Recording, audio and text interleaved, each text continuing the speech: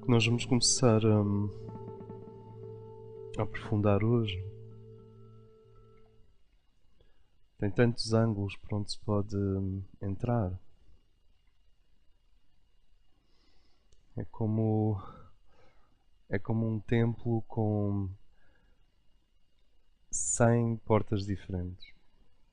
E fica um pouco... Estou a tentar perceber por onde entrar. Porque pode-se entrar por muitas vias diferentes.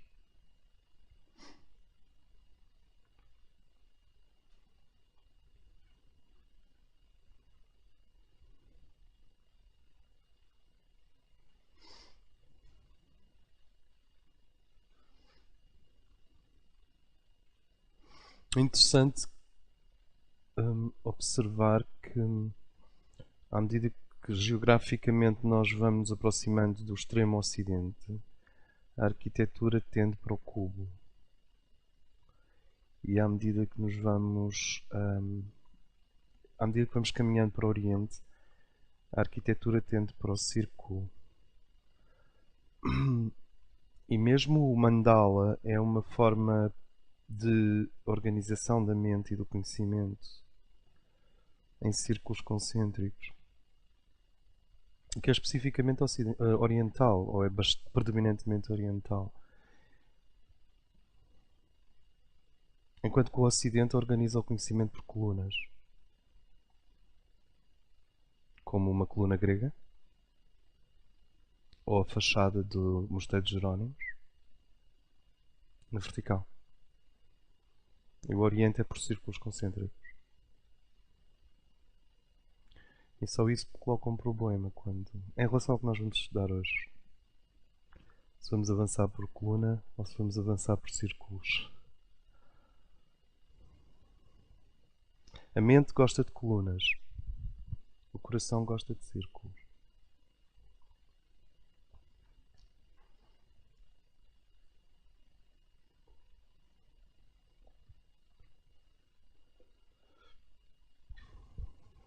Claro que quando a mente e o coração são uma coisa só,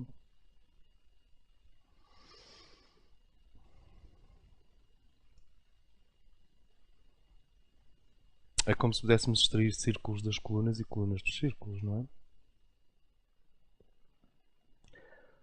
Com o advento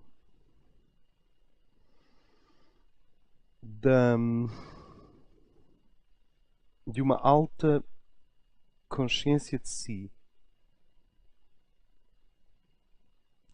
a partir do Renascimento, e com a emergência progressiva das chamadas liberdades individuais,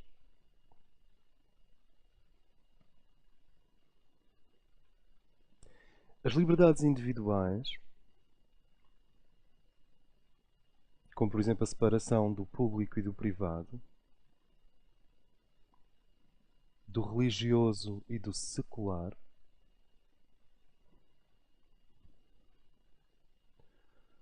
do trabalho e do ócio,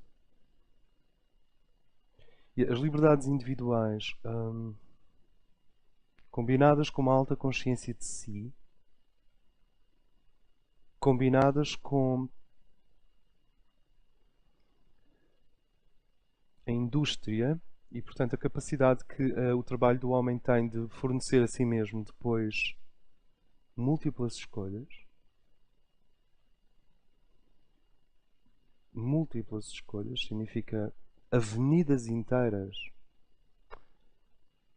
de iogurtes no supermercado, catedrais de meias,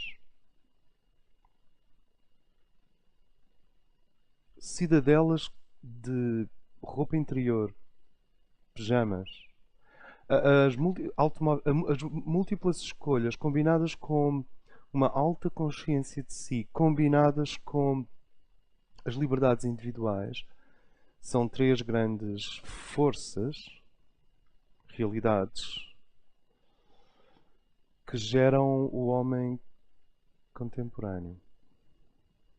Nós não estamos, aparentemente, soldados nem na natureza, nem na teocracia,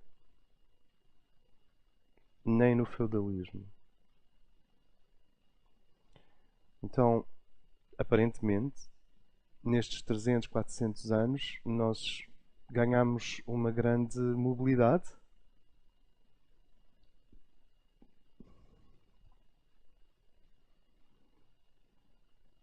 Quanto maior a mobilidade, quanto maior o poder de escolha, quanto maior a consciência de si, pelo menos a consciência de si como centro da existência. Eu não estou a falar de uma consciência de si nem cósmica, nem uma individuação. Estou a falar do ego. Uma consciência de si suficiente para o indivíduo tomar decisões e ser o centro da sua própria existência. Esta combinação destes três fatores explosivos, se nós os tentarmos introduzir à força, enxertá-los na mentalidade medieval ou na mentalidade arcaica, é impossível. O homem arcaico repele isso. O homem medieval repele isso. Ele não quer ter uma consciência de si aguda, não quer ter múltiplas escolhas, isso dá-lhe uma angústia enorme. Não quereria. E não quereria liberdades sobre liberdades sobre liberdades. Ele teria a sensação de estar completamente perdido. A mentalidade medieval é uma mentalidade magnífica. A maior parte de nós não tem muita consciência da frescura e da inocência juvenil do homem medieval. Porque o céu e o inferno estão sempre ao virar da esquina. E tudo é eminentemente sagrado. E tudo é eminentemente mágico. E a mente oscila entre a mais abjeta sobrevivência e a contemplação dos mistérios da Trindade. Fascinante. Há muito pouca coisa entre a sobrevivência e a Trindade. Então o homem medieval vive num estado agudo de intensidade, mas que não é o nosso estado de intensidade, é o dele. E esta amplificação do mosaico de escolhas, do poder de compra, da indústria fazer pronto a vestir, pronto a comer, pronto a, combinado com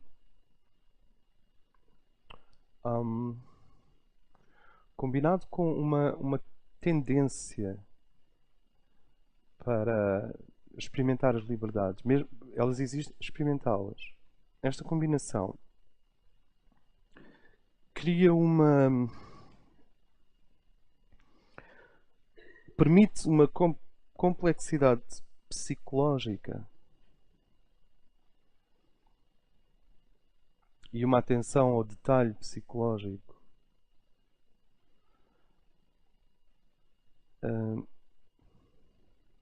imensos. Ao ponto de a energia psíquica cotidiana, a energia psíquica do dia, para um indivíduo que esteja para um indivíduo que esteja montado sobre estas três grandes qualidades do contemporâneo, liberdade, aguda consciência de si, consciência da autoria, consciência de estar no centro do cenário, liberdade, aguda consciência de si e um leque de escolhas astronómico. O indivíduo está montado nestas três grandes agentes do cotidiano, do contemporâneo. O cotidiano dele é feito de microscópicas sensações psicológicas que escondem, se me permitem, as macroscópicas sensações psicológicas. Quer dizer, existe uma cosmética psicológica. Assim como se pode pôr muito açúcar, pouco açúcar no café, e pelos vistos até se pode pôr limão. Os seres humanos estão muito atentos a, parece-me, e isso marca o homem contemporâneo, a microdiferenças e gramagens psicológicas, coisas que há uns anos atrás seriam impossíveis de pensar, como por exemplo, eu nem vou dar exemplos, não consigo. Teria que começar a falar de SMS e de micro coisinhas que acontecem ao longo do dia e que nos estimulam ou desestimulam de uma forma muito próxima da idiotia. E essas micro diferenças psicológicas, que são obviamente um luxo do contemporâneo, mascaram as vibrações psicológicas profundas. Isto tudo junto ainda mascara, as micro e as macro, o verdadeiro desafio do iniciado. O verdadeiro desafio de um ser que quer viver um processo consciente. E que é o desafio, vejam bem como ele está longe deste caleidoscópio horizontal de micro variações psicológicas, porque as pessoas estão micro tristes, micro alegres, micro deprimidas, micro nostálgicas, micro furiosas, micro satisfeitas, micro excitadas, micro apaziguadas. É tudo micro. Por isso é que a cidade é tudo micro.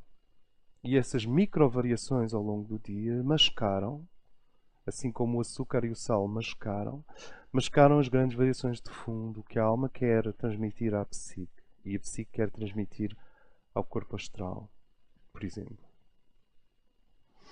E isto tudo junto mascara o grande problema da consciência e o grande problema do iniciado, que é como é que o espírito casa com a matéria. É um monumento inteiramente à parte, é uma esfinge que parece estar completamente fora do círculo de concepções do homem contemporâneo. É outra esfinge.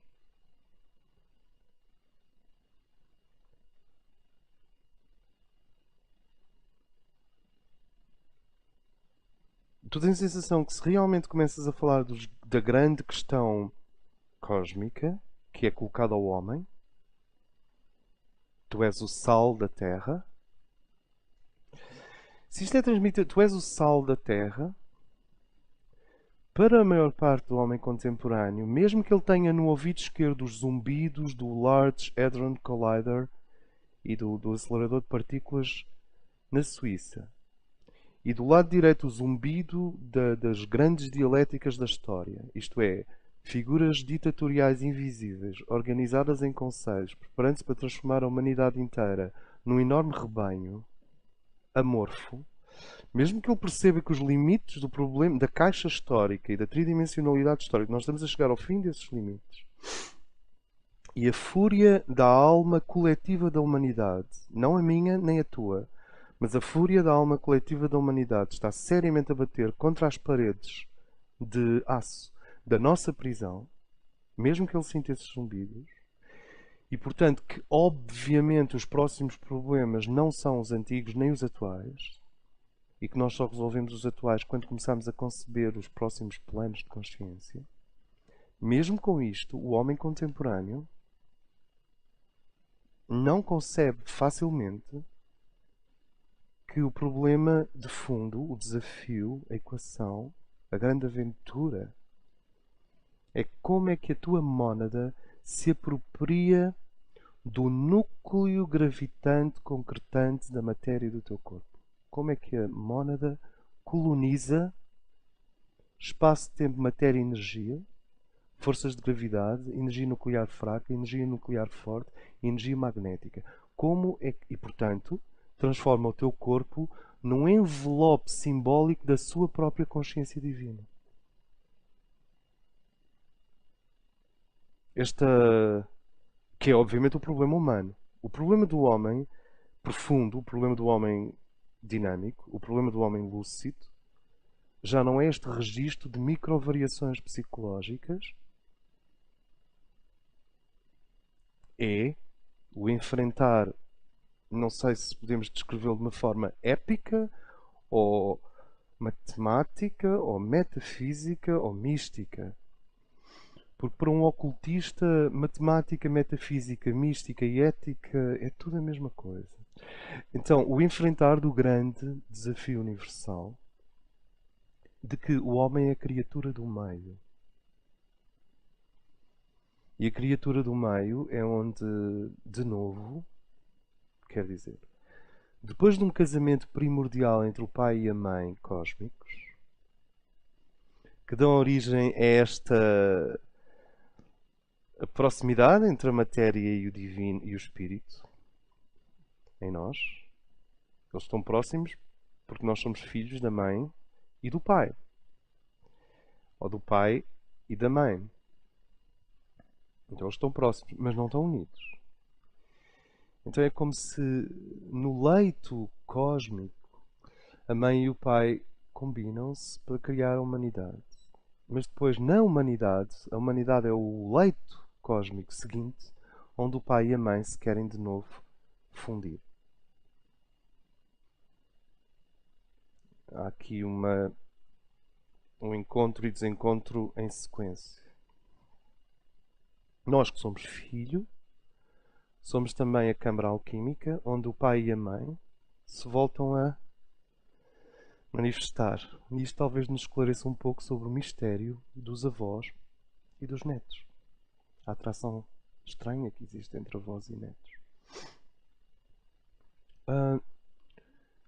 Então, este é um problema. E uma das formas de nós abordarmos isto, porque tu claramente és um indivíduo contemporâneo, e quando eu digo contemporâneo é um indivíduo que está a cavalgar o tigre do seu tempo, na crista da onda, da quantidade de possibilidades do seu tempo. Isto é, ele não é uma avestruz, ele enfrenta o problema, ele está no seu tempo. Estar no nosso tempo não é ter telemóvel ou ter um automóvel elétrico e estar preocupado com questões ecológicas. Não, estar no nosso tempo é perceber a espuma da força planetária no fim da onda, no ponto em que a onda termina, começas tu. E isso é estar no nosso tempo. Se nós dissermos que isso define o pioneiro, eu lamento, mas um iniciado é sempre um pioneiro. Não há nada de retro. Não há nada de aquela contemporização nostálgica com os erros do passado. Isso não existe no mundo espiritual. E aquela retroalimentação dos erros do passado não existe. O iniciado é um pioneiro. É muito importante se nós sentimos que Teixeira de Pascoais é um pioneiro. Se até a Anais Nin, no seu próprio mundo erótico parisiense, foi uma pioneira para o bem e para o relativamente menos bem. Se o Picasso ou o Dali são pioneiros, o Le Corbusier e o Niemeyer são pioneiros, como vocês entenderem. Então, e se a Florence Nightingale e algumas grandes enfermeiras foram pioneiras, mulheres da medicina e da enfermagem, o iniciado é um pioneiro. Ele é um indivíduo sério que tem urticária em relação ao pó do passado e ao pó dos preconceitos. Ele não tem problemas nenhuns com a medula da tradição que atravessa todas as formas das gerações e das eras. Quer dizer, diacronicamente há uma medula de verdade que atravessa todas as culturas. Isso é o próprio rio da vida. Mas um iniciado é um pioneiro porque ele não quer mais soldar-se, ficar preso. Soldar-se é mais que ficar preso, é ficar preso e identificado com as formas, as conchas, o calcário, os cascões, os cadáveres do psiquismo que já passou. Então há algo de astronauta azul neon no ocultista hoje. E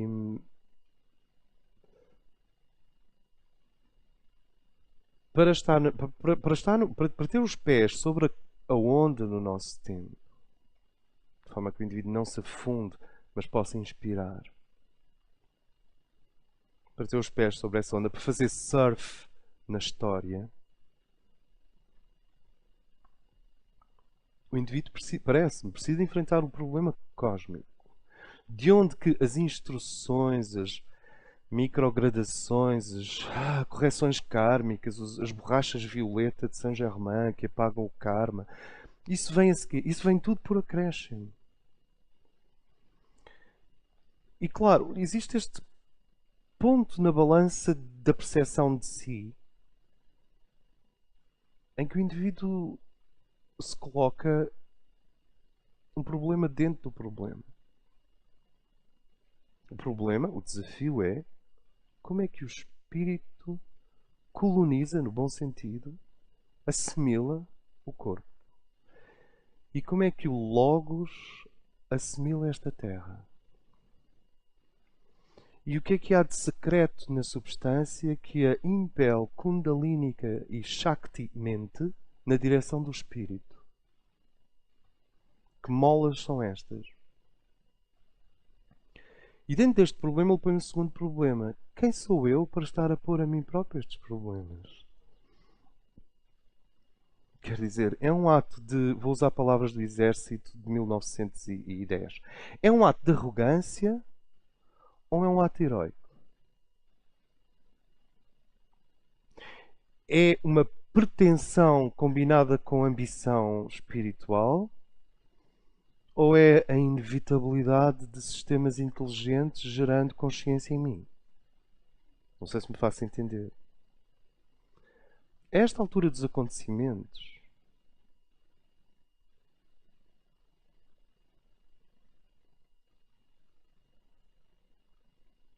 em que morre uma criança de 4 em 4 segundos na Terra por malnutrição,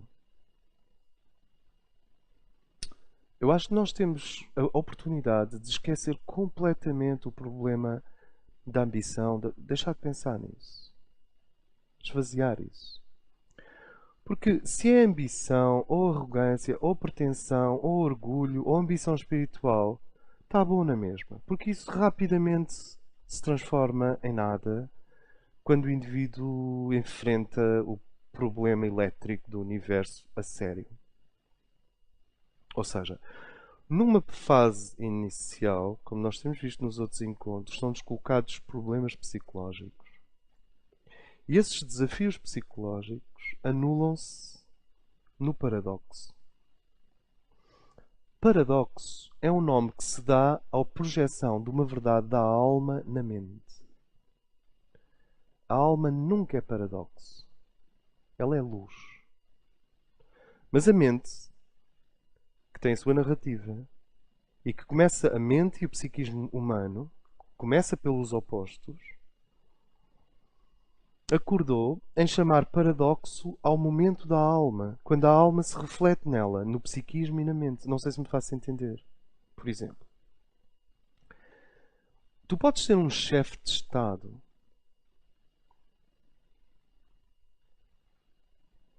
que tem sobre si a responsabilidade de a defesa do seu país, que, como nós sabemos, na noosfera é uma ilusão, porque não há países, há uma única nação cósmica na Terra e, portanto, não há necessidade de defesa, mas no plano histórico, dialético, é profundamente real, infelizmente.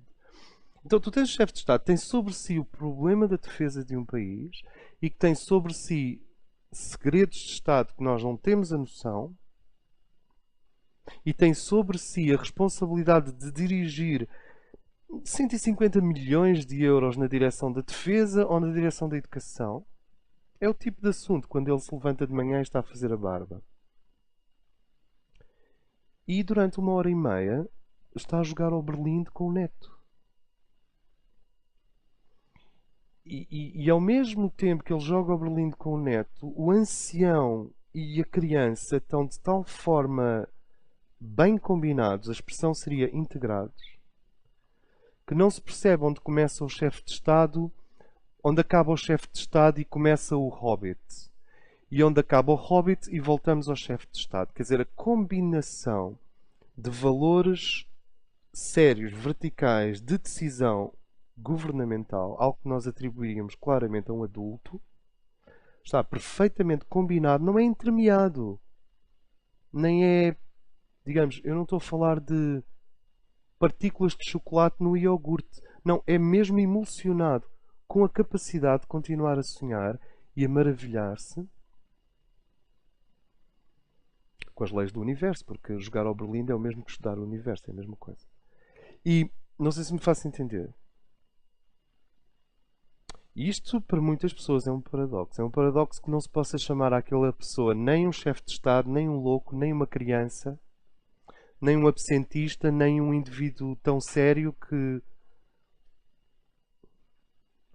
morre de seriedade. Há pessoas que têm um ataque de seriedade e morrem. Ou ataque cardíaco, quase a mesma. Sabes? Não, aquele indivíduo está num ponto que não se consegue deslocá-lo para sítio nenhum.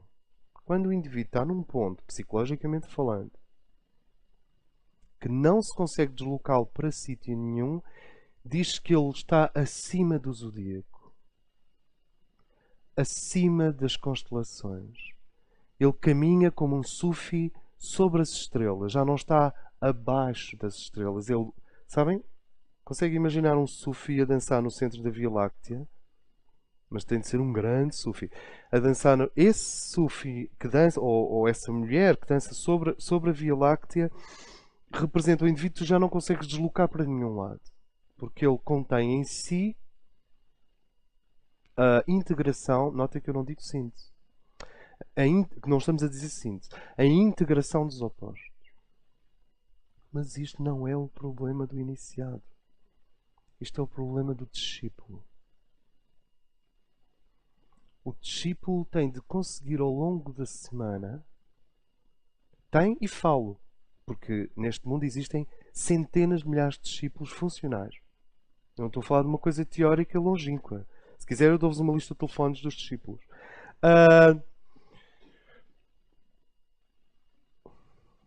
O discípulo precisa, ao longo da semana, de se sentir a caldear ao longo do zodíaco. E, portanto, de sentir a passar por várias correntes de energia viva. E de sentir, e essa é a grande honestidade, eu estou definitivamente perro nesta área da minha existência. Eu estou bloqueado, atrasado, infantil nesta área da minha existência. Eu aqui sou uma linda flor e ali sou uma ameixa seca. E o indivíduo precisa de ver onde o prana não passa. Onde o prana não passa. Porque onde o prana passa, psicologicamente, tu és flor. Onde o prana não passa, tu és uma ameixa seca. Com tendência para envelhecer precocemente. Nós envelhecemos precocemente em função das áreas da nossa psique onde a energia da vida, primeiro prana, depois consciência e depois energia monádica, são os três níveis. Primeiro prana, depois consciência e depois radiação monádica. Não conseguem chegar quando a energia da vida tripla, prana, tem a ver com a mãe também. Consciência tem a ver com o filho. Energia monádica tem a ver com o pai. Quando estas três realidades não conseguem chegar às zonas da nossa psique, tu estás a envelhecer precocemente. Nada de especial. E o discípulo é um indivíduo mesmo atento, realmente atento, não no sentido narcisista, mas no sentido narciso. Narciso aqui tem a ver com atento a si e à sua própria beleza, à sua cosmética. Narcisismo é outro fenómeno. É um fenómeno patológico. E o narciso é uma coisa boa. Então o indivíduo está atento, no sentido de narciso, a si. E vê claramente, esta zona em mim está furada, esta zona em mim está deprimida, esta zona em mim está... E a astrologia ajuda-nos a isso. E as psicologias contemporâneas também. Ou seja, nós podemos ter físicos quânticos, físicos nucleares, que têm medo de atravessar a rua. Eu conheci um grande poeta português, conheci-o pessoalmente, que tinha medo de conduzir. Não conduzia. Assim como têm grandes condutores de automóveis que têm medo da poesia. É quase a mesma coisa. Então o indivíduo precisa estar atento a este círculo e à medida que ele ativa o paradoxo, e o paradoxo é o fim do trauma, é o fim do complexo, é o fim do desequilíbrio, é o fim da ansiedade. Nós chamamos paradoxo, no plano mental psíquico, aquilo que afinal é a projeção de uma verdade que sempre existiu. Se nós tentarmos definir a alma como alguma coisa zodiacal, vamos falhar. Ela é transzodiacal. Ela está acima dos signos astrológicos, ela está acima das cores psicológicas. Que ela vista uma cor psicológica pelo ascendente, o nosso ascendente tem a ver com a vibração da nossa alma nesta vida. Isso é como José vestir o casaco das 10 mil cores no Antigo Testamento. É como ir à ópera. É um smoking que ela veste para trabalhar nesta vida. Mas ela em si, a alma está acima. Ela não tem cor. É branca, é luminosa.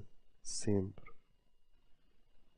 Como é que algo que é branco e luminoso e sempre é branco, sempre é... Tentem sentir isto.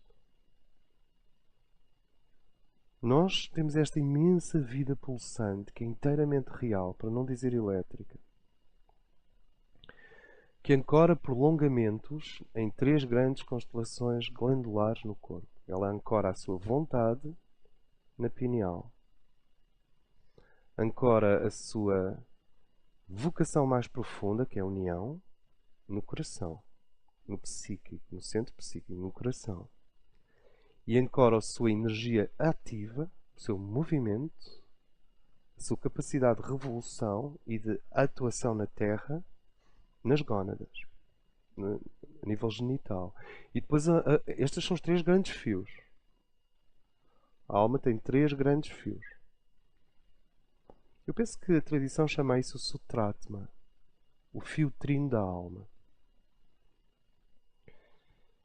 Mas ela tem mais fios que ancoram nas outras glândulas. E se vocês observarem, a nossa vida é incrivelmente colorida. Por isso é que eu falei do problema da sofisticação do homem contemporâneo. Ele tem muitas escolhas.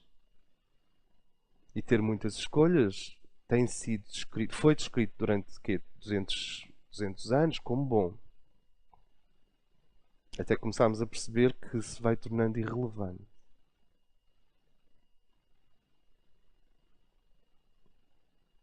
Irrelevante não quer dizer que se volta ao período em que não tínhamos escolhas. Quer dizer que começamos a ficar realmente para além desse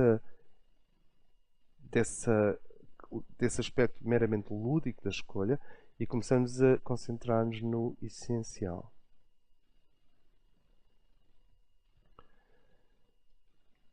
E estas muitas cores que nós temos, micro alegre, micro triste, micro desesperado, micro atento, micro tudo. A vida do homem burguês é uma vida feita de micro emoções. Ele nunca é suficientemente furioso para ir parar à cadeia. É raro. E nunca é suficientemente furioso para ficar realmente 15 dias num templo, na Índia, numa caverna, quieto.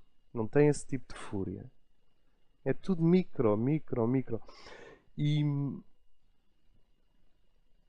agora, se nós pensarmos por detrás destas pequenas cores e por trás destas cores psicológicas e zodiacais, como por exemplo ser criança e ancião, ser guerreiro e amante, ser rei e louco, que são 2 opostos fundamentais. Um bom rei tem de ser um bom louco. Infelizmente, os nossos bons loucos raramente chegam a reis. Mas ser masculino e ser feminino simultaneamente. Estas muitas cores são cores. A alma não é cor nenhuma. Portanto, ela contém em si o elemento ígneo, luminoso, que é como um ferro de engomar sobre um lençol cheio de vincos. Ela faz a engenharia inversa da psique.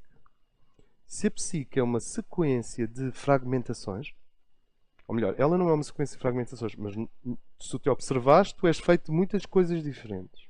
As pessoas até insistem nisso.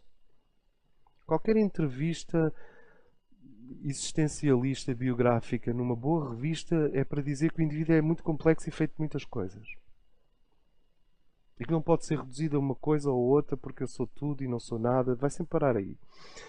Mas a alma não tem, a alma não é nada disso. A alma está lá em cima e ela é essa luz e ela batiza a personalidade constantemente com essa luz e, portanto, a luz da alma, eu sei que estou a corresponder à minha alma porque eu tenho a mesma intensidade quando estava nos extremos, só que agora não estou nos extremos, estou no centro.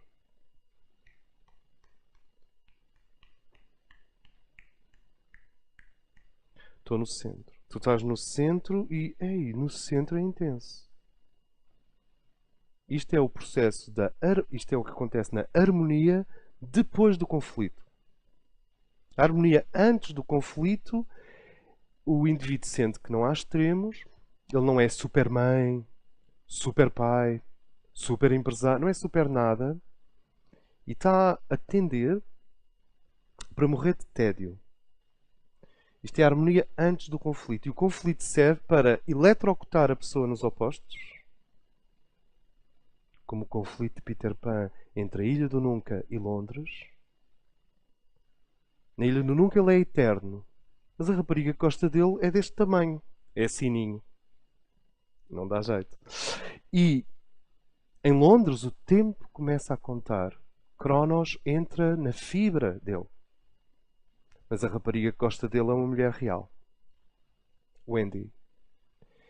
E vocês vão a caminhar com um tédio enorme, porque estão num nível de harmonia que foi conquistado há anos atrás. E as pessoas dizem, eu estou aqui, caminhando nesta harmonia.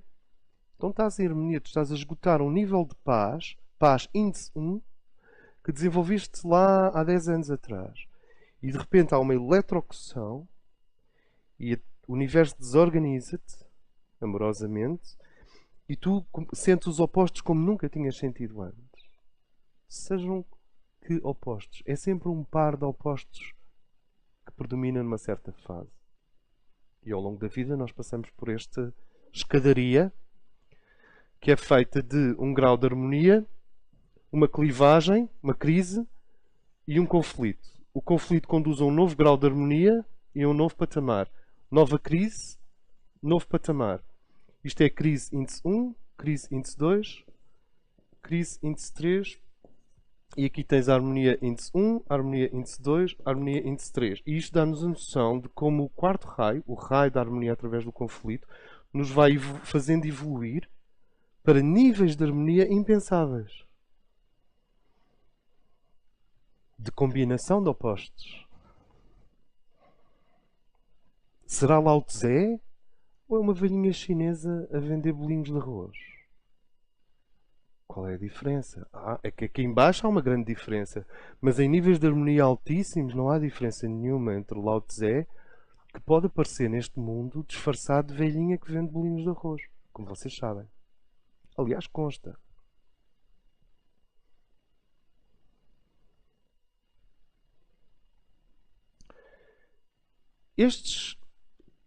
Estas forças psicológicas antagónicas servem para nos acordar. Acordar, sabes? Wake up! E fazer-nos desencastrar, sabes? Como se estás ali, desencastrar, desligar do nível harmonia índice 1, que no início é fascinante e lentamente se vai transformando em ruminante, de fascinante a ruminante. E quando entra nesse nível altamente ruminante, vem uma crise. E essas crises, é preciso cuidado, porque as pessoas fazem coisas terríveis, porque são muito centradas na sua personalidade periférica, fazem coisas terríveis e depois dizem, mas tinha que ser a crise é importante, são as crises que nos fazem evoluir. Mas o indivíduo inventou uma crise. Há pessoas que criam crises que não era necessário. O universo é que cria as crises para nós. Claro que ele pode nos ludibriar, no bom sentido, pode nos ilusionar ao ponto de nós criarmos uma crise significativa. Mas, de maneira geral, as verdadeiras crises iniciáticas vêm assim, misteriosamente.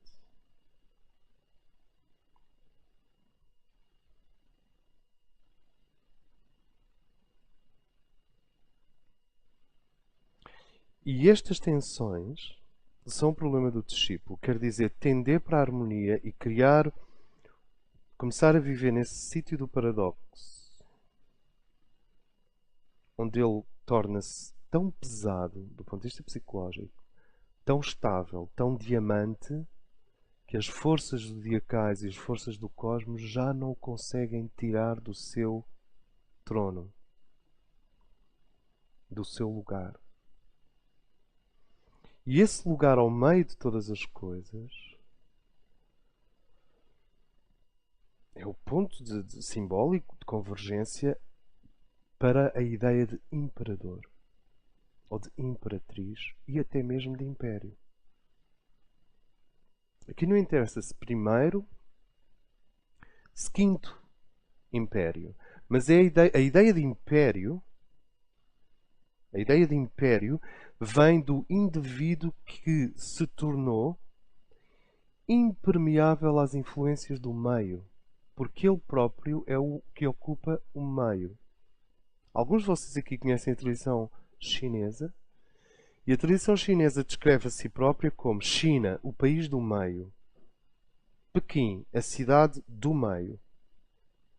Dentro de Pequim, a cidade proibida, no meio. E no meio da cidade proibida, o palácio do imperador. E no meio do palácio do imperador, o trono. A capacidade de sentar-se no trono, que hoje já não é uma evidência, se me permitem, exotérica, quer dizer, posta de fora para dentro, como se estivesse em Hollywood. Agora é uma... Tu tens que escavar, o indivíduo está a ser convidado a escavar, a garimpar dentro dele, até descobrir o homem no meio, a mulher no meio. Essa qualidade é que é a qualidade do governo.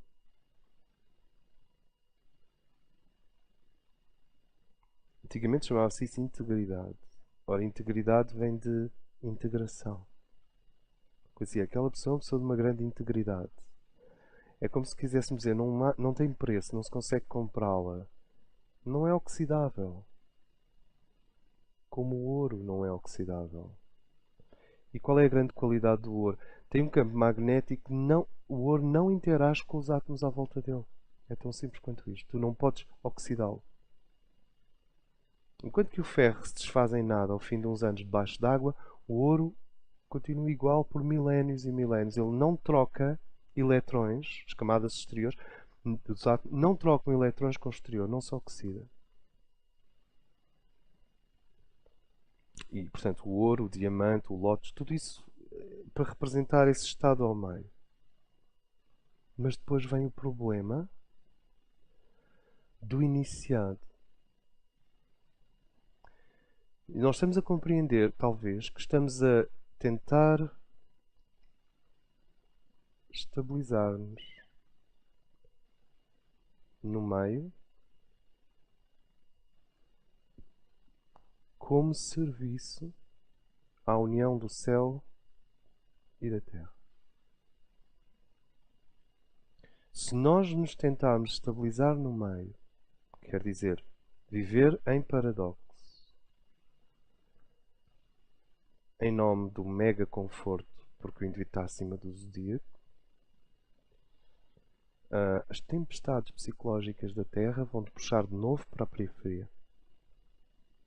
Que a Terra tem esses centros de alta pressão e baixa pressão psíquicos que estão constantemente a puxar-nos para novas batalhas psicológicas, novos enfrentamentos, novos inimigos, novos conflitos, novos desacordos, novas falências do coração, novas tempestades semânticas, novos microdesencontros conceptuais. Sabem como é que funciona? Experimentem ter uma conversa na net, assim, escrita, em público, e vão ver o que acontece. Ninguém se entende. E tu és puxado para a periferia.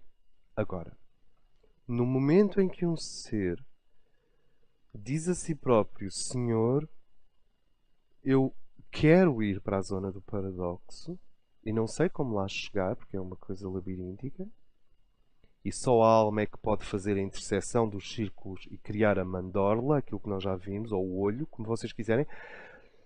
Eu quero, Senhor, eu quero viver na zona da harmonia e do equilíbrio, não pela harmonia e pelo equilíbrio em si. Deus sabe o quanto eu gosto de um carro de Fórmula 1, mas porque na harmonia e no equilíbrio é que eu posso casar o céu e a terra. E a tua obra, a obra que Deus quer, nós não temos nenhuma cabine telefónica para falar com Deus, mas há uma tendência de todas as tradições apontarem que o discípulo gera a harmonia e o iniciado casa o céu e a terra. Isso atravessa o tempo e o espaço na Terra. E se eu tiver esta qualidade, porque há um momento em que tu não precisas mais de oração. A oração extingue-se. Porquê? Porque tu encontraste o teu ponto médio, encontraste o teu totem, encontraste o teu eixo.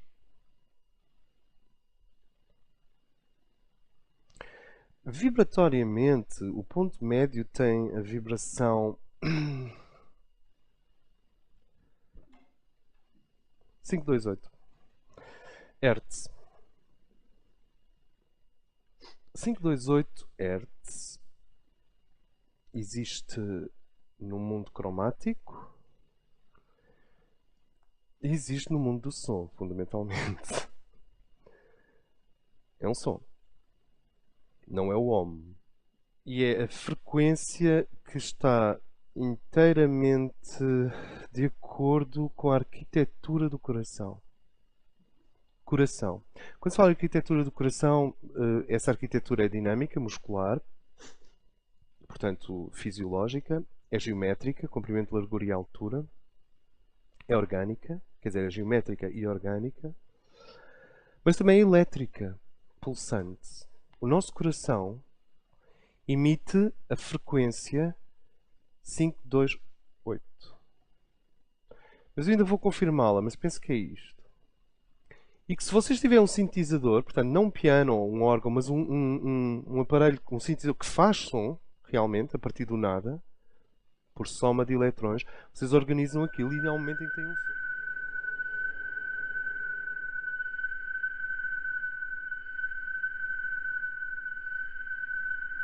Que é o 528, que é a frequência exata do coração.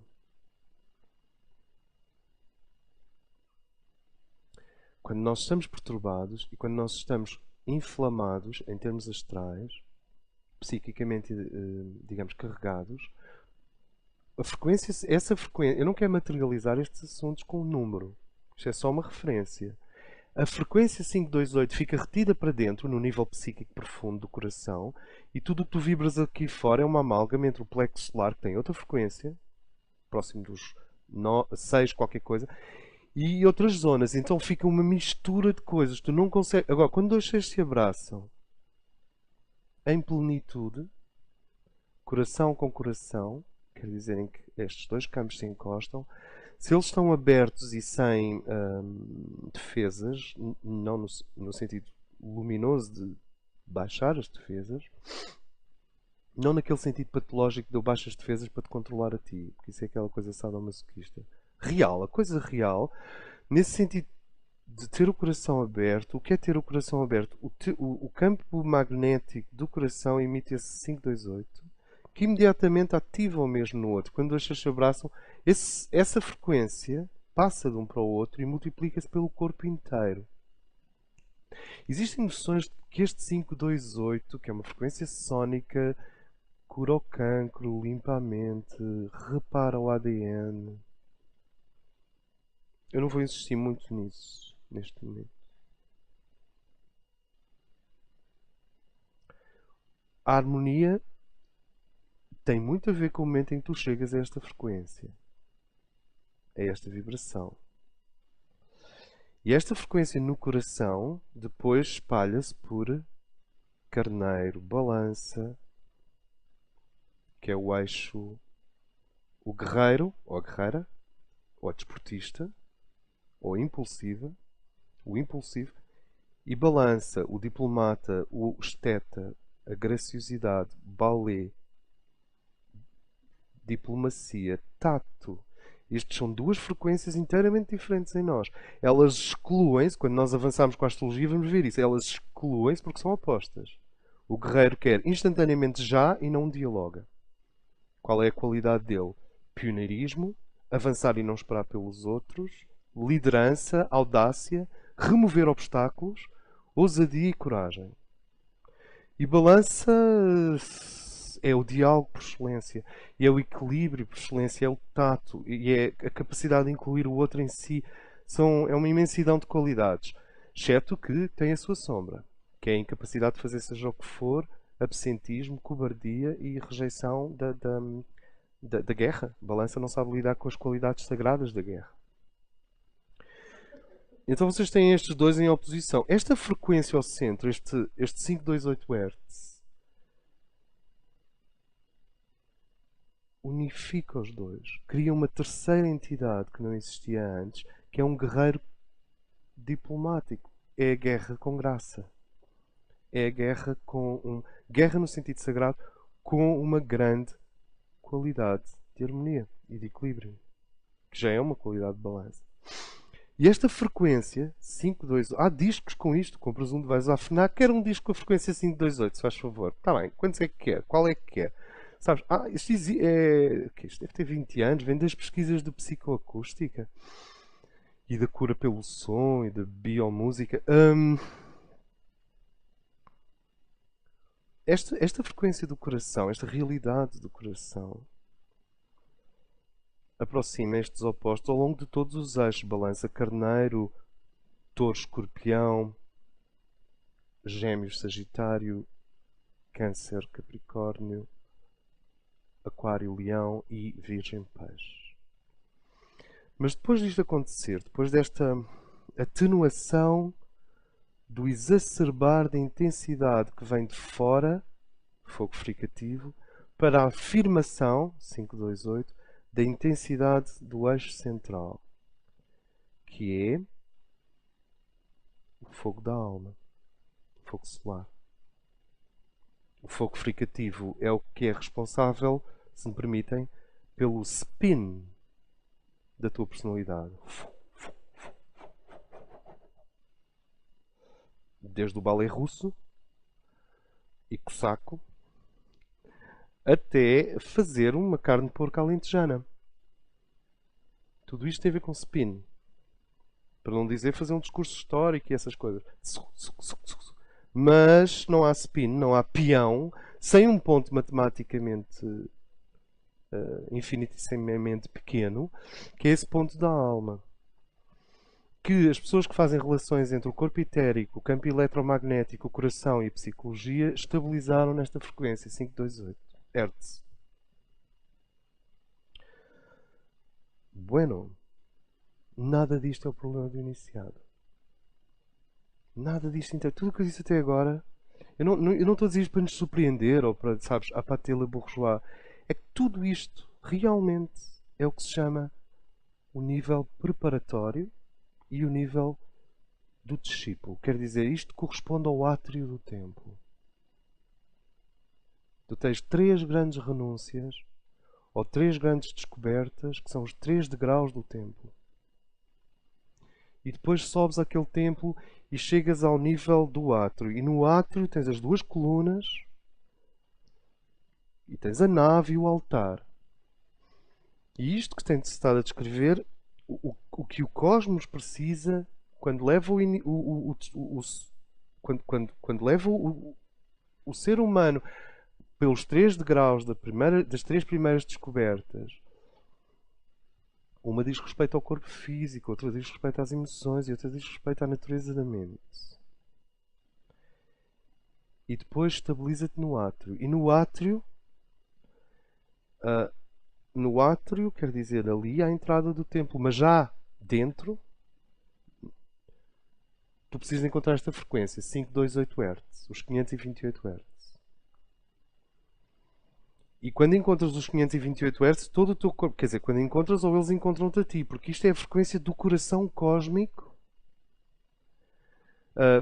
holograficamente representado em cada um de nós. Porque uma das definições de coração é que não há 2. Eu tenho um, tu tens um, mas lá no fundo Os corações perfuram até à noosfera, que é essa camada da Terra que faz a afirmação perigosíssima. Todos somos um. Não é um por todos, todos por um. Isso é cá em baixo. Não, lá na noosfera não há um por todos, todos por um. É todos somos um. Do ponto de vista da essência. E isso é o portal para depois uma superconsciência cósmica. Ou seja, tu não podes sair da Terra histórica para a superconsciência cósmica sem passar por essa esfera que é a noosfera, que nós vimos no último dia, e que é aquilo que nos lava de todas as cores, que nos lava de, olha, de tendências. Porque como vocês imaginam, como não ter tendências? Um pintor tem tendências. Ah, tem influências. O meio é bom. Deixar-se fundir e emocionar-se e misturar-se com o meio é bom. Ser um indivíduo histórico é bom. Viver dialeticamente é bom. Tudo isso é ótimo. Até o momento em que o teu aparelho digestivo psíquico começa a dizer já está bom, já chega, daqui a pouco vomito. Sabes que o indivíduo tem gula de cultura, tem gula de vida, tem gula de existência, tem gula. As pessoas comem, comem, comem tudo. O que lhe aparece. Tem gula. Até que há um momento em que o teu aparelho psíquico, no seu nível digestivo, diz chega. E mais à frente diz não quero mais. E depois sim transmuta. Que é quando o indivíduo começa a transformar. Sabes o que é uma verdadeira assimilação cultural? Tu assimilas as influências do meio, elas são transformadas em luz e nos seus elementos constitutivos lá dentro. Tu descobres a chave secreta do que aquele ato cultural quer dizer. Não precisas pensar no assunto.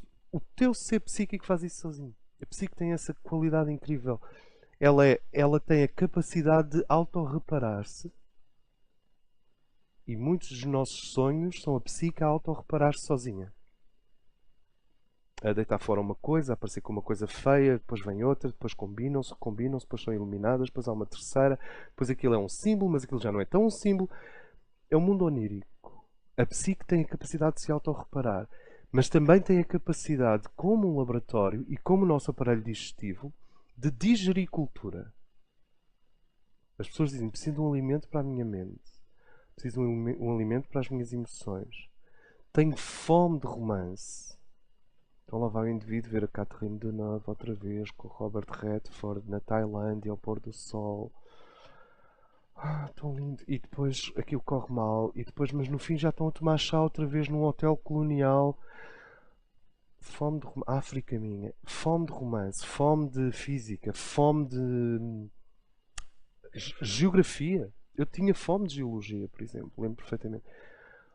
Tu vais tendo fome de minimalismo, que é uma coisa estranha. E vais tendo estas coisas todas e depois a tua psique durante a noite e durante a semana digere, repele, deita fora. E o que é que ela está a fazer? Tal como o teu aparelho digestivo, isto é um bocadinho mecânico, mas tal como o teu aparelho digestivo é um laboratório de decomposição de níveis complexos em níveis cada vez mais. São as decomposições. Acho que os cogumelos alucinogénicos são os primary decomposers. É o último nível da decomposição. Eles se compõem, é o que resulta do último nível de decomposição. O que é que isto interessa? A tua psique vai decompondo aqueles materiais e extrai o essencial. As obras-primas não me interessa. Vocês sentirão Shakespeare, Mozart, Beethoven, Laurie Anderson, Alvar Aalto. As obras-primas são aquelas que tu olhas e parece que o essencial já lá está. São fáceis de digerir. Não sei se me faço entender. O autor não precisou de disfarçar a sua dificuldade em atingir o essencial com imensas camadas de adorno cultural. Faço-me entender. Isto é verdade para o Jorge Amado, é verdade para o meu pé de laranja lima, do. Como é que ele se chama? José Mauro de Vasconcelos. É verdade para livros como O Mulero e Eu. É verdade para Fernão Capelo Gaivota. É verdade para aqueles contos muito simples, está lá tudo. Porquê? Porque a psique não tem que fazer um esforço para extrair a luz ou o essencial que está ali. Quer dizer, assim como nós nos alimentamos de moléculas, moléculas e tecidos extremamente complexos, e depois, quanto mais longe do fotão e da clorofila, mas do fotão, o fotão é o que nós comemos. No fim, a quantidade de fósforo ligada aos fotões que vêm do Sol. Fotões, clorofila, as plantas são comidas pelos animais, e os animais são comidos por outros animais, que são comidos por outros animais, e depois temos lá nós no fim da cadeia alimentar. E depois vem a McDonald's e come-nos a nós. Mas o fim da cadeia alimentar é a McDonald's. Estás a ver? Um alimento avançado seria um alimento que tem uma distância mínima em relação ao fotão. Por exemplo, vou-vos dar um bom exemplo de alimento avançado. Não comer. É um alimento super avançado. Porque tu estás ali a apanhar fotões com os olhos e a beber água mineral e estás a transformar a bombardeamento fotónico, como vocês sabem, os olhos são gaiolas de fotões. Os fotões entram, são fixados no nervo óptico e são levados, parte deles para produzir imagens, parte deles começam, com essa reprogramação, a ser transformados num alimento para a pineal. Quando a pineal começa a alimentar-se de fotões, ela transforma os fotões numa informação bioquímica que depois é distribuída pela hipófise até à rede física toda. Eu não acho que o caminho seja não comer. É só uma opinião. Agora é mesmo uma opinião. Eu não acho que o caminho seja comer ou não comer. Mas uma coisa é certa. O teu estômago vai ter que fazer o caminho inverso da natureza. Quer dizer, a natureza dá-te um tecido complexo, como por exemplo carne ou fibras ou uma couve, e o indivíduo tem o teu aparelho digestivo vai ter que decompor aquilo até à membrana celular. E o alimento pelos canais linfáticos aparece, é apresentado sob a forma mais simples possível a uma célula. Depois a célula recusa ou não recusa, mas o que entra na célula já não é nada do que nós comemos. É sempre fósforo, trifosfato de adenosina. É sempre aquela última molécula. Cristo está para a cultura, como o fósforo está para a gastronomia. Ou seja, Cristo não é cultura porque está no fim. É o problema cósmico com o mínimo de adorno possível. É o problema do universo com o mínimo de disfarce possível. Por isso é que há qualquer coisa de obsceno em Cristo, no bom sentido da palavra obsceno, algo que não devia ser mostrado. Não sei se me faço entender. Porque ele é um culture killer. Ele cultura o que é isso. E aí tu tens o alimento fundamental. Aquele sangue e aquele pão da ceia é ele a dizer, olha, vocês façam o que quiserem, mas quem beber deste sangue não mais terá sede. E quem comer deste pão não mais terá fome. Obviamente que ele está a falar em civilização, em cultura, em consciência, em existência. Ele está a apresentar o verdadeiro alimento da psique, que é significado. A psique come significado. Assim como o estômago precisa de comida, a psique precisa de significado. Sem significado, o indivíduo suicida-se. E ele apresenta-se a si próprio como o significado dos significados. É isso que está por trás da ideia de vinho.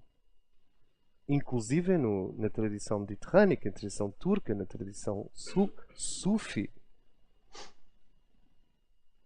Então, depois do indivíduo encontrar este centro, ele começa a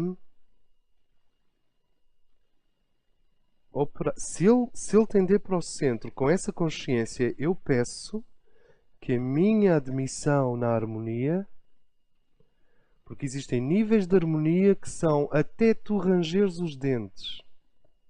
Quer dizer, o indivíduo sofre horrores para chegar a certos graus de harmonia. Nós preferimos não disfarçar a questão. Mas existem níveis de harmonia que são uma dádiva da graça. Isto é, às vezes o olho esquerdo tem uma lágrima e o olho direito está a sorrir. A terra é doce e amarga. Doce e amarga. Então Deus, às vezes, para te chegares a um certo nível de harmonia, Ele impõe-te contradições enormes. As pessoas às vezes dizem assim, toda a gente tem contradições. Nem eu, um planeta, uma humanidade não tem contradições, já estou fora, não quer saber. Tem que haver contradições. Não se pode parece-me, elevar as contradições e as ambiguidades do ser humano ao estatuto de santidade. Não é santidade, é processo. Errar é humano, sim, mas é só isso. É só humano, não é mais nada. E as contradições e as ambiguidades é a mesma coisa, são importantes, são fundamentais, mas são processo. O indivíduo aceita as contradições como processo, as ambiguidades como processo, mas com o seu coração ama a síntese para onde ele se dirige. Isto é, eu posso estar em processo e amando a síntese ao mesmo. Para isso é que serve o coração. O coração serve para antecipar o fim do tempo. Não serve para anular o processo. Mas a graça, enquanto que há contradições e ambiguidades e opostos, que o indivíduo leva anos e há um sofrimento enorme, é simples, não sei.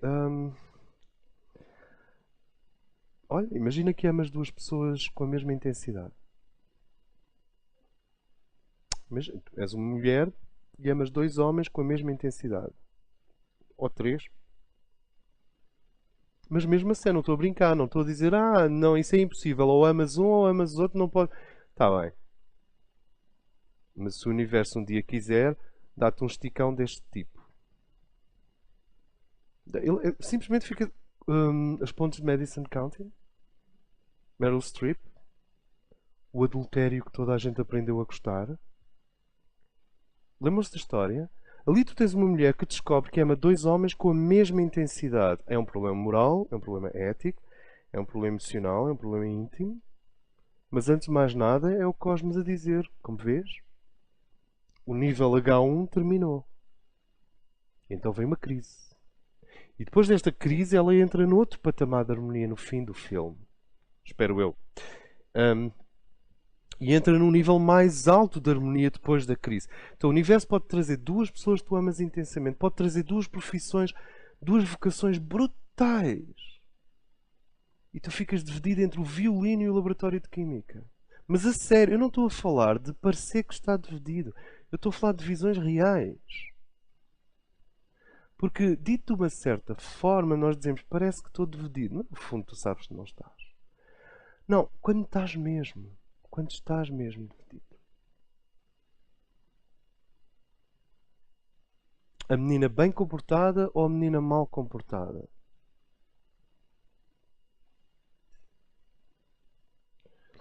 O homem sofisticado que tem um ego como um dragão e que tem direito a ter um ego como um dragão e com esse ego como um dragão até pode ser embaixador da boa vontade nas Nações Unidas, ele e o seu jaguar, ou o monge quietinho com uma malga de madeira a beber água pura longe da civilização.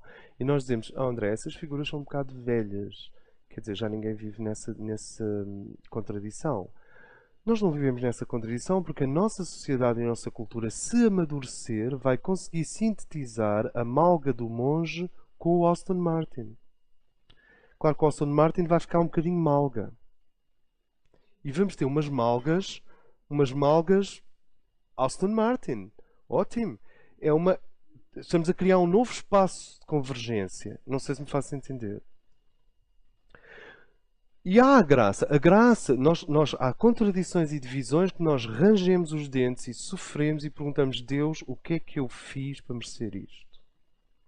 Como é que foste capaz? O que é isso de me dares um ser que eu amo e depois ele desaparece como ele leucemia?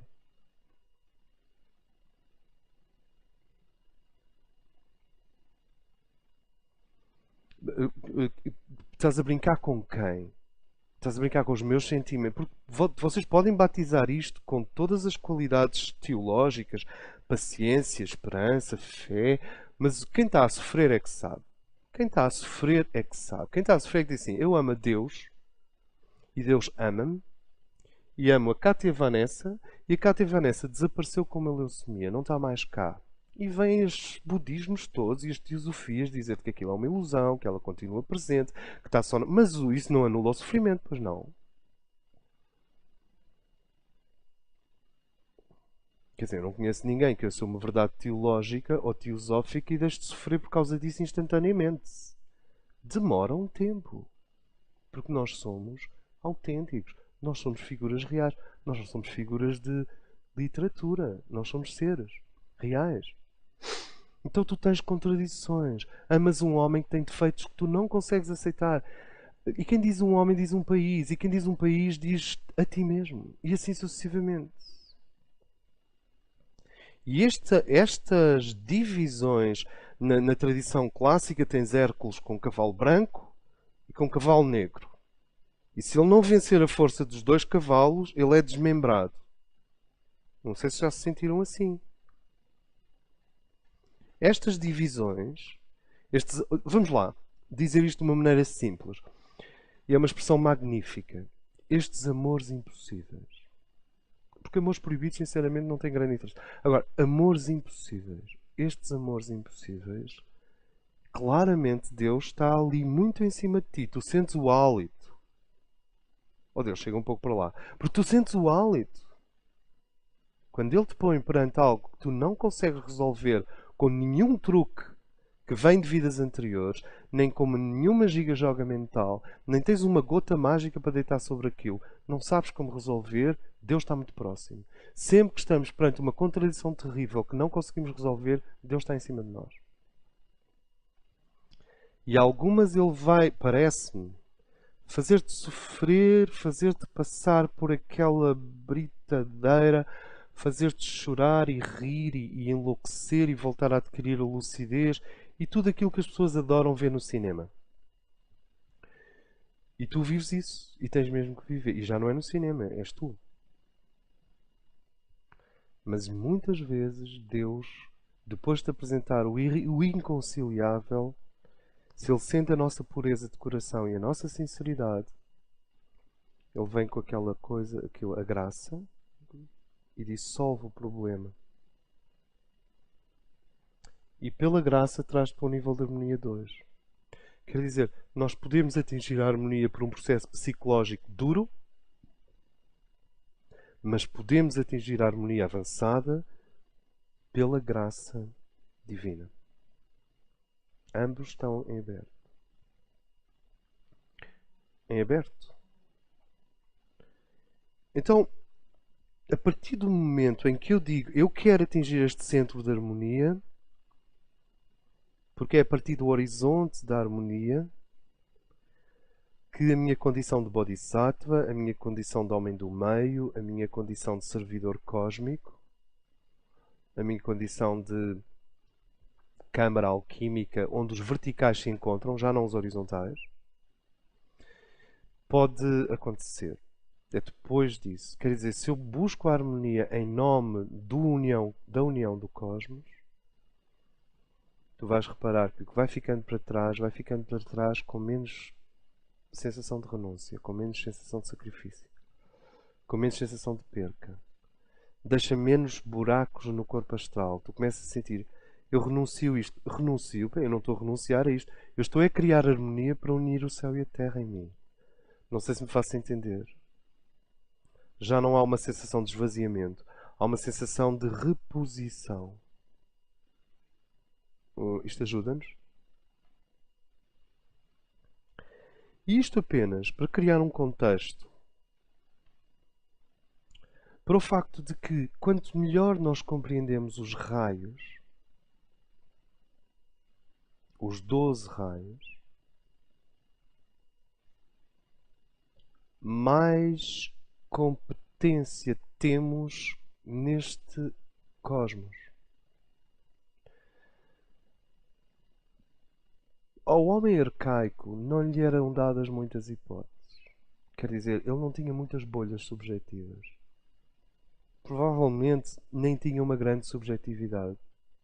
Isto quer dizer, os assuntos prementes no cotidiano, como a caça, a reprodução, a água, abrigo, defesa, em relação às feras, etc., ocupavam de tal forma a consciência dele que, obviamente, quando eles entravam na caverna, finalmente, e acendiam uma fogueira e viam as sombras sobre a parede da gruta e depois, com o sangue dos animais ou pulverizando, pintavam as mãos, etc., nas paredes das grutas, como vocês veem nas pinturas rupestres. Aquela noite era mágica. Era mágica. O nível moral é praticamente inexistente, mas o imoral também. O que tu tens é, finalmente, as feras estão longe, não tenho fome, nem tenho frio. Então tu passas para o mundo mágico, para o mundo da simbolização. Então tu fazes, sabes, tens estas pinturas nas paredes, mas não havia muita subjetividade. Era mágico, mas não era subjetivo. E hoje tu tens estes indivíduos sofisticados do século XXI que são tremendamente subjetivos. Vivem em bolhas subjetivas. Estou a exagerar? Vivem em universos artificiais, constructio. Vivem em simulacros. Nós vivemos em simulacros, nós construímos. E que têm muito pouco a ver com o cosmos. O real. Uma das coisas que é interessante em ciência é que a ciência chega à tua bolha subjetiva e faz assim. PAM! Mas a poesia também o pode fazer. A poesia não é assim tão subjetiva. Grandes poetas reconhecem grandes poetas ao longo do tempo e do espaço. Não pode ser assim tão esquizo. E esta bolha subjetiva é um direito. Ela é uma gordura porque nos defende do frio e da crueldade exterior. Ela é quente e é cozy como uma toca de um esquilo. Ela é imaginativa e louca, onde o indivíduo pode fantasiar à vontade. Ela é o direito a tu seres o que quiseres dentro de ti. Não há machado que corta a raiz ao pensamento, etc. É a tua bolha subjetiva. Mas o iniciado, se me permitem, é um indivíduo que aceita que o universo rebente com a sua bolha subjetiva. Quer dizer, ele aceita passar a uma condição que até é comparável ao homem arcaico, só que no arco final, em vez de ser no início, é no fim. E então, o que é essa saída do mundo subjetivo? O iniciado começa a amar uma coisa que muito pouca gente ama. Sobretudo, se calhar é um problema meu, sobretudo este indivíduo das 72 grandes cidades do mundo e que tem acesso a trilhões de escolhas e que vive numa bolha subjetiva. E isso que as pessoas pouco amam e que o iniciado aprende a amar chama-se lei. Lei? As leis da física, as leis da química, são preparações para a verdadeira lei. Que na Terra a lei chama-se Dharma. No cosmos chama-se desígnio. A lei do Dharma é uma contraparte da lei do desígnio. E o desígnio tem a ver com o facto de que quando nós nos descondicionamos de uma sociedade é para nos condicionarmos no nível da lei cósmica. Nós não ficamos numa liberdade estruturada. Nós estamos a caminhar para uma libertação. E a libertação é pós-liberdade, é estruturada. A libertação tem leis. E quando estudamos os raios, os 12 raios, nós estamos a estudar 12 veios da energia divina, 12 comportamentos da energia divina, 12 realidades da energia divina. A ciência dos raios, assim como a psicologia comportamental pode retirar o indivíduo de uma bolha subjetiva, a ciência dos raios tira o indivíduo da bolha mística e coloca-o no caminho elétrico da galáxia. Caminho elétrico da galáxia. Isto parece uma coisa do Zé Argelos. Isto é muito maia. Caminho elétrico da galáxia. Coloca-te no real, quer dizer, no mundo onde isto mais aquilo realmente conduzem àquilo.